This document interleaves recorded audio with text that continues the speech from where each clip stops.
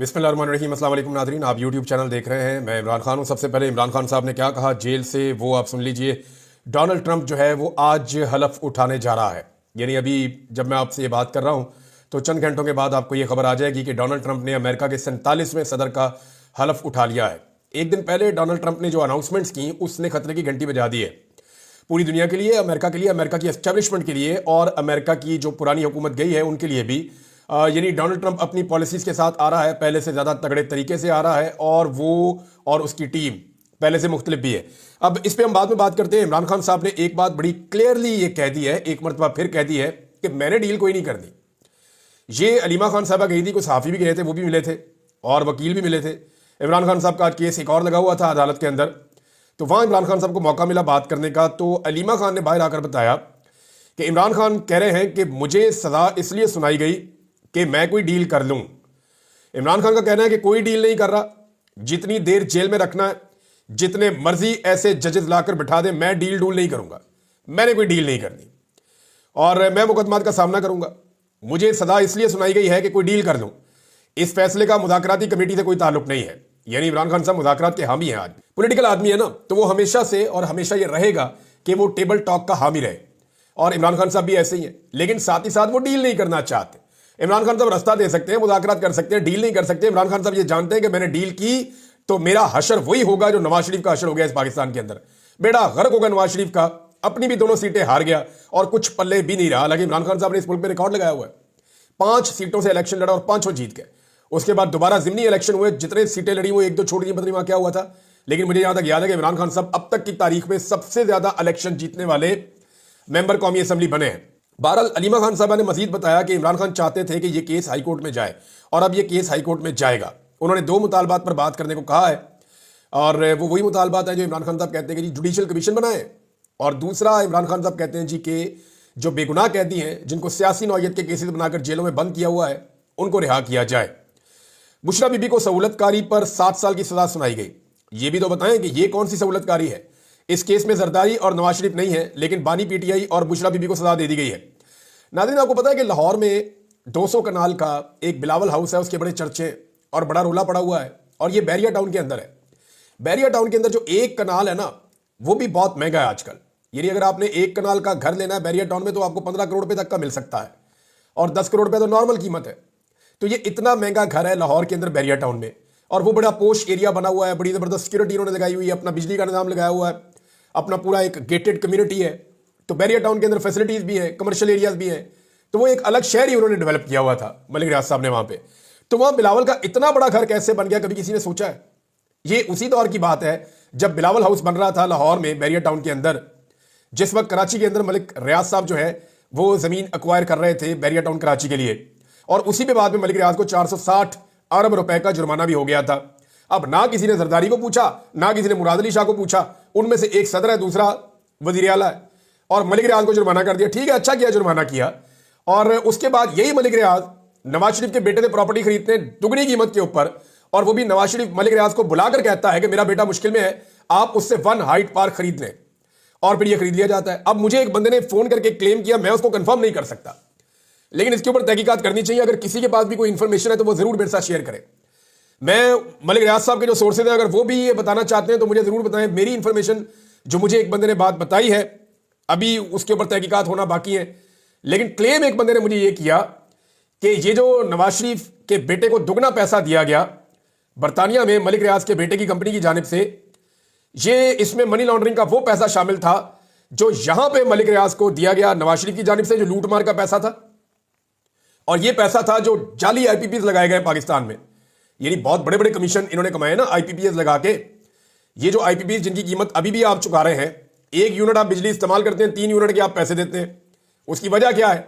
उसकी वजह यह है कि कैपेसिटी पेमेंट्स। तो इन्होंने जो धड़ाधड़ ये आईपीपीएस लगाए थे तो इनको सवाब तो नहीं हो रहा था, कमीशन ही मिल रहा होगा ना। यानी मुबैना तौर पे इसमें कमीशन है, और ये कमीशन का पैसा जो है वो मलिक रियाज को दिया गया, जी मेरे बेटे को वहां पे आप दे दे उस प्रॉपर्टी को खरीदने के बदले में। तो 20 मिलियन पाउंड की प्रॉपर्टी 45 मिलियन पाउंड में खरीद ली वहां पे। तो पागल तो नहीं था मलिक रियाज या उनका बेटा कि उसने इतनी महंगी खरीद ली। तो अब ये भी एक बंदे ने मुझे बात बताई है, आई एम नॉट श्योर, लेकिन मलिक साहब इसको अगर कंफर्म करना चाहे, अव्वल तो वो करेंगे नहीं, क्योंकि मलिक रियाज पे बहुत दबाव डाला था मलिक रियाज पर जनरल फैज हमीद ने कि जरदारी के खिलाफ जो है वो स्टेटमेंट दे दो, तो मलिक रियाज ने नहीं दिया स्टेटमेंट। मलिक रियाज ने यहां तक कहा था मैंने गोली मार दो, मैंने नहीं ये बयान देना जरदारी के खिलाफ। फिर मलिक रियाज को नवाज शरीफ के खिलाफ भी इस्तेमाल करने की कोशिश की गई, जो कुछ भी मलिक रियाज ने नवाज शरीफ के साथ मिलकर किया, और फाइनली जो है वो इमरान खान के मामले में तो था ही कुछ नहीं, तो यहां पे भी बहुत दबाव डाला गया। लेकिन मलिक रियाज ने आज तक किसी का पोल नहीं खोला। अगर मलिक रियाज ने मुंह खोला ना तो पाकिस्तान में एस्टेब्लिशमेंट और सियासी जमातें बहुत सारे लोग मुंह दिखाने के काबिल भी नहीं रहेंगे। बहरहाल ये मामला जो है वो यहां तक है। इसके बाद अलीमा खान ने मजीद कहा कि हाईकोर्ट में जाकर ये सारा केस मजीद खुलेगा और ये सारे नाम आपसे सुनेंगे। नासिर जावेद राना पर सुप्रीम कोर्ट ने भी एतराज उठाए थे। इस किस्म के जजेस आप हाई कोर्ट में भर्ती करने की कोशिश कर रहे हैं जो चोरी, डाका और मैंडेट चोर को तहफ्फुज दें। अच्छा नाज़रीन, इस पे एक बात आप और याद रखें कि इस्लामाबाद हाई कोर्ट में मैंने आपको बहुत पहले खबर दी थी, आज से कोई तकरीबन 1.5 माह पहले खबर दी थी मैंने आपको, 1.5 या 2 माह हो गए। मैंने आपको बताया था, वो क्लिप भी निकाल के आप सुन सकते हैं। लगभग 2 माह पहले मैंने बताया था कि इमरान खान साहब को तब तक सजा नहीं दी जाएगी जब तक कि इस्लामाबाद हाई कोर्ट में नए जजेस नहीं आ जाते, और जब मर्जी के नए जजेस इस्लामाबाद हाई कोर्ट में आ जाएंगे तब इमरान खान साहब को अलकादर यूनिवर्सिटी केस में सजा दी जाएगी, ताकि जब वो अपील के अंदर जाएं इस्लामाबाद हाई कोर्ट में तो अपने मर्जी के जजेस के पास वो अपील लगाई जाए और इमरान खान साहब की सजा को मजीद लंबा किया जा सके या उन्हें जेल में रखा जा सके। अब वो खेल खेल दिया गया। 2 नए जजेस जो हैं वो शामिल हो गए हैं इस्लामाबाद हाई कोर्ट में। अब इन 2 जजेस के आने के बाद जो डिविजनल बेंच बनाए गए हैं, क्योंकि इमरान खान साहब की अपील जो है वो डीबी में जाके लगेगी, वो 2 जज उसको सुनेंगे। नॉर्मली इमरान खान साहब की अपीलें जो जाती हैं या बुशरा बीबी की जो अपीलें जाती हैं वो chief justice Islamabad high court Aamir Farooq साहब अपने पास लगवा लेते हैं। और आमिर फारूक साहब के मामले में पाकिस्तान तहरीक इंसाफ और इमरान खान साहब बार बार ये कह चुके हैं कि वो हमारे मामले में बायस्ड हैं, वो हमारे मुकदमात ना सुना करें। लेकिन इसके बावजूद आमिर फारूक साहब अपनी ही अदालत में इमरान खान साहब के मुकदमात लगाते हैं। अब आमिर फारूक साहब ने जूनियर तरीन जज जो नए अपॉइंट हुए हैं उनमें से एक जज को अपने साथ मिलाकर एक डीबी बना ली है, जस्टिस इनाम अमीन मिनहास। ये जज साहब आ गए हैं और ये अब हिस्सा है उस डीबी का जो आमिर फारूक साहब के साथ बनी है। अब इसमें ज्यादातर लोग ये कह रहे हैं कि यही बेंच है जिसके सामने देखें कैसा मजेदार पाकिस्तान का निजाम है। आप कभी भी ये नहीं बता सकते थे केस फाइल करने से पहले कि ये किस जज के पास लगेगा। इमरान खान साहब ने अभी सिर्फ दस्तखत किए वकालतनामों के ऊपर, उनकी बीवी ने भी सिर्फ दस्तखत किए वकालतनामों के ऊपर, और यह केस लाकर लगाया जाएगा इस्लामाबाद हाई कोर्ट में। और पहले से सारी दुनिया कह रही है कि आमिर फारूक साहब अपने पास लगवाएंगे और इसी मकसद के लिए उन्होंने एक जूनियर जज को अपने साथ डीबी में शामिल कर लिया है। इसके ऊपर सलमान अकरम राजा साहब ने अपना एक मौक़िफ़ दिया है। उन्होंने कहा जी हम इसकी मुखालफत करेंगे, ऐसा नहीं हो सकता, ये रवायात के खिलाफ है। इतना एक संजीदा नौयत का अहम तरीन केस है, उसमें सीनियर जज के साथ एक इंतहाई जूनियर जज को शामिल कर देना ये ज्यादती है। और यानी आप ये देखें ना कि आमिर फारूक साहब तो अब तक इमरान खान साहब को इंसाफ उस मामले में नहीं दिलवा सके जब उन्हें 9 मई को अदालत तोड़कर, यानी हाई कोर्ट के अहाते के अंदर से उनको अदालत का एरिया तोड़ने के बाद उनको गिरफ्तार किया गया था। फौजी अदालतों ने उसके बाद होने वाले वाकयात में सजाएं सुना दी हैं। हालांकि फौजी अदालतों के अंदर वो जज नहीं होते, वो बेचारे कानून को जानते भी नहीं है, उन्होंने भी बेचारे रोल रोल के उन्होंने सजाएं सुना दी हैं। लेकिन आमिर फारूक साहब अभी तक अपनी अदालत में होने वाली तौहीन या अपनी अदालत को तोड़ने वाले मामले में और वहां से एक साबिक वजीर आजम को अगवा करने के मामले में अब तक कोई पेशरफ्त नहीं कर सके हैं। तो ये जनाब आमिर फारूक साहब का और उनकी अदालत का इस वक्त सूरत हाल है, और उसमें इनाम अमीन मिनहास साहब को शामिल किया गया है। ज्यादा प्रोबेबिलिटी यह है कि केस इमरान खान साहब का जाकर इस बेंच के सामने लग जाएगा। लेकिन जिस बेंच के सामने भी लगे, केस के अंदर है ही कुछ नहीं, केस के पल्ले ही कख नहीं है, और खुद जो जज फैसला दे रहा है वो कह रहा है जी तजादात है, प्रोसिक्यूशन ने जो बातें की वो तजादात है। मेरे ख्याल में आमिर फारूक साहब इसको लंबा खींच लेंगे, मैक्सिमम ये कर सकते हैं कि इसको लंबा खींच लेंगे, इसको ले जाए कई महीनों तक ले जाए, बहुत लंबा। वो पहले भी बहुत सारे केसों को बहुत लंबा ले जाने के माहिर है। तो आमिर फारूक साहब के सामने अगर ये केस लग गया तो वो इसको इतना लंबा खींच देंगे, इतना लंबा खींच देंगे, इसको 5-6 महीने तक भी खींच सकते हैं। अब डिपेंड करता है कि एस्टेब्लिशमेंट कब तक इमरान खान साहब का बोझ उठा सकती है। डोनाल्ड ट्रंप की जो अहम तरीन तकरीर आई है एक दिन पहले हलफ उठाने से, उसमें डोनाल्ड ट्रंप के अजाइम का पता चला है। कुछ चीजें जो डोनाल्ड ट्रंप के हवाले से क्लियर हुई है, जो चीन के हवाले से डोनाल्ड ट्रंप ने जो राब्ता हुआ चीनी क़यादत से, ये इसको खुशाइन करार दिया जा रहा है। ऐसा लगता है कि डोनाल्ड ट्रंप किसी जंग में चीन के साथ भी नहीं जाना चाहते, वो यूक्रेन वाली जंग को फौरी तौर पे बंद करवाना चाहते हैं। जो कुछ मायदे जो बाइडन ने किए थे दुनिया के साथ, डोनाल्ड ट्रंप उनको खत्म करना चाहते हैं। और कुछ खुफिया दस्तावेजात हैं अमेरिका की तारीख की जो अब तक पब्लिक नहीं की गई, डोनाल्ड ट्रंप उनको भी पब्लिक करना चाहते हैं। इन दस्तावेजात को जब पब्लिक किया जाएगा तो अमेरिका की जो डीप स्टेट है उसके मुंह के ऊपर से नकाब उतरेगा। डोनाल्ड ट्रंप बहुत गुस्से में आ रहे हैं और डोनाल्ड ट्रंप को इस बात का आइडिया है कि डीप स्टेट ने उनका रास्ता रोकने की पूरी कोशिश की। अमेरिका की एस्टेब्लिशमेंट के खिलाफ डोनाल्ड ट्रंप का गुस्सा है। डोनाल्ड ट्रंप फौरी तौर पर एस्टेब्लिशमेंट को बेनकाब करने के लिए 3 रिपोर्टों का उन्होंने नाम लिया जिनको वो सामने लेकर आएंगे। पहली खुफिया दस्तावेजात जो है वो अमेरिकी सदर जॉन एफ कैनेडी के 1963 में होने वाले कत्ल की है। उसके बाद 1968 में सेनेटर रॉबर्ट कैनेडी और स्याफाम समाजी कारकुन मार्टिन लूथर किंग और स्याफाम समाजी कारकुन जो है वो मार्टिन लूथर किंग जो है उनके कत्ल के वाकयात से जुड़ी फाइलें भी डोनाल्ड ट्रंप कह रहे हैं जी मैं आम कर दूंगा। अब ये चीजें अगर डोनाल्ड ट्रंप करने जा रहे हैं तो आप अंदाजा कर लें डोनाल्ड ट्रंप और उनकी टीम किस कदर खिलाफ है डीप स्टेट या एस्टेब्लिशमेंट के, और अमेरिका की एस्टेब्लिशमेंट ही है जिसने पाकिस्तान के अंदर रिजीम चेंज में किरदार अदा किया। क्या डोनाल्ड ट्रंप इस मामले के ऊपर नोटिस लेंगे? क्योंकि यहां पे अगर इंक्वायरी हो जाती है ना तो ऐसी ऐसी चीजें सामने आएंगी कि 14 तबक सबके रोशन हो जाएंगे। एक और खबर है नाज़रीन, और वो खबर यह है कि 8 फरवरी को हुकूमत ने ऐलान कर दिया कि यौम तामीर और तरक्की हम मनाएंगे। पाकिस्तान में टके की तामीर और तरक्की इन्होंने नहीं की जब से इक्तदार में आए। बेड़ा गर्क किया इन्होंने पाकिस्तान का। जितने मंसूबे चल रहे थे, चाहे वो डैम बन रहे हों, चाहे वो बड़ी हाईवेज बन रही हों, चाहे वो इंडस्ट्रियल जोन बन रहे हों, जितना भी प्रोजेक्ट पाकिस्तान के अंदर चल रहा था, जितने काम कर रहे थे, तो पाकिस्तान तहरीक-ए-इंसाफ एक नकम्मी सियासी जमात साबित हो रही है। वो सिर्फ इमरान खान साहब की मकबूलियत के ऊपर इन्हिसार कर रही है, वरना अभी तक वो व्हाइट पेपर जारी करते सिर्फ उन मंसूबों के ऊपर तो आवाम सर पकड़ के बैठ जाती जो मंसूबे इस हुकूमत ने आने के बाद बंद कर दिए हैं। सिर्फ खैबर पख्तूनख्वा के अंदर 90 बड़े मंसूबे, जिसमें तालीमी मंसूबे, हेल्थ के मंसूबे, एनर्जी के मंसूबे, इंफ्रास्ट्रक्चर के मंसूबे और ज़राए आमदरफ्त, तो बहुत सारी चीजें इन्होंने बंद कर दी। अब ये जितना कुछ इस हुकूमत ने बंद किया है उसके बाद ये कैसे मना सकते हैं यौम तामीर और तरक्की? बहरहाल ये मनाने जा रहे हैं, जबकि पाकिस्तान तहरीक इंसाफ उस दिन यौम स्याह मनाने जा रही है। अब होगा क्या? सोशल मीडिया के ऊपर आपको नजर आएगा यौम स्याह जो पूरी कौम मना रही होगी। दूसरी तरफ आपको जो है पाकिस्तानी मीडिया के ऊपर, क्योंकि उनको बेचारों को आज़ादी नहीं है ना, तो लिहाजा पाकिस्तानी मीडिया पे आपको मुस्बत रिपोर्टिंग नजर आ रही होगी, बहुत तामीर और तरक्की होगी पाकिस्तान की।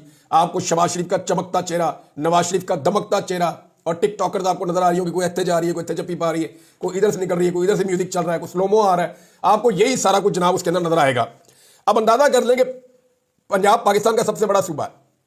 इस सूबे को चलाने के लिए ऐसे गैर संजीदा लोगों के और ऐसे अजीबोगरीब गिरोह के हवाले कर दिया गया है, ऐसे नौसरबाजों के हवाले किया गया है कि पंजाब का बजट रिहर्सलों पे, प्रोग्रामों पे, टिकटॉकरों पे, यानी एक राजकुमारी टिकटॉकर है और उसके शौक पूरे करने के लिए पहले तो उसे जाली वज़ीर आला बनाया गया, जाली फार्म 47 के ऊपर, और अब उसकी जाली मकबूलियत के लिए उसके शौक पूरे किए जा रहे हैं। इतना बड़ा सूबा ऐसे ड्रामेबाजों के हवाले कर दिया, और अब ये नौसरबाज जो है एक ही घिसा पिटा स्क्रिप्ट लेके चले जाते हैं, कभी जनूबी पंजाब में, कभी अपर पंजाब में, कभी जो है वो सियालकोट, कभी यहां कभी वहां, और जो इन्होंने ड्रामे शुरू किए हुए हैं और किसी किस्म का अवाम के लिए रिलीफ टके का है ही नहीं।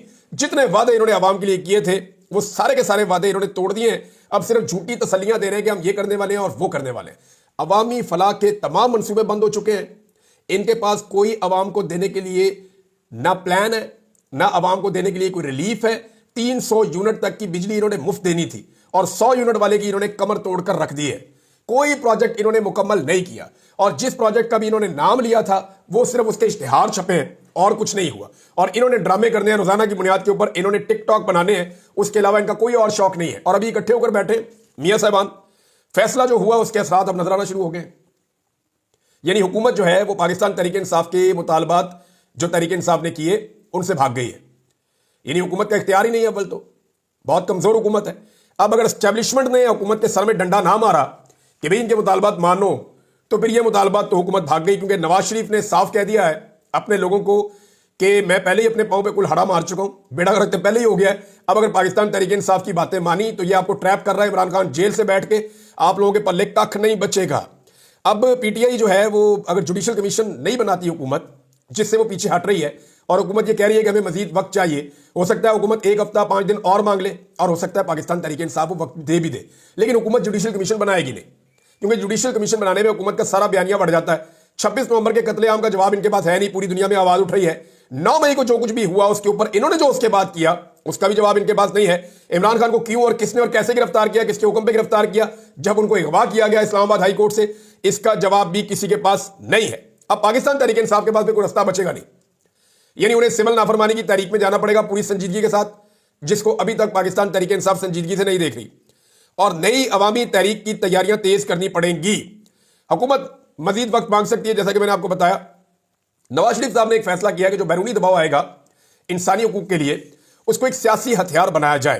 तो मैं मियां साहब को सिर्फ एक बात कहना चाहता हूं कि मियां साहब, जैसे आपने गुज़िश्ता 3 साल गुजारे ना, या 2019 में जब आप डील मार के प्लेटलेस गिरा के पाकिस्तान से निकल गए थे, उस वक्त से लेके आज के दिन तक आपके पास मियां साहब अब सिर्फ एक ही हथियार है, और वो हथियार है ब्रश और पॉलिश। इसके अलावा आपके पास कोई हथियार नहीं है।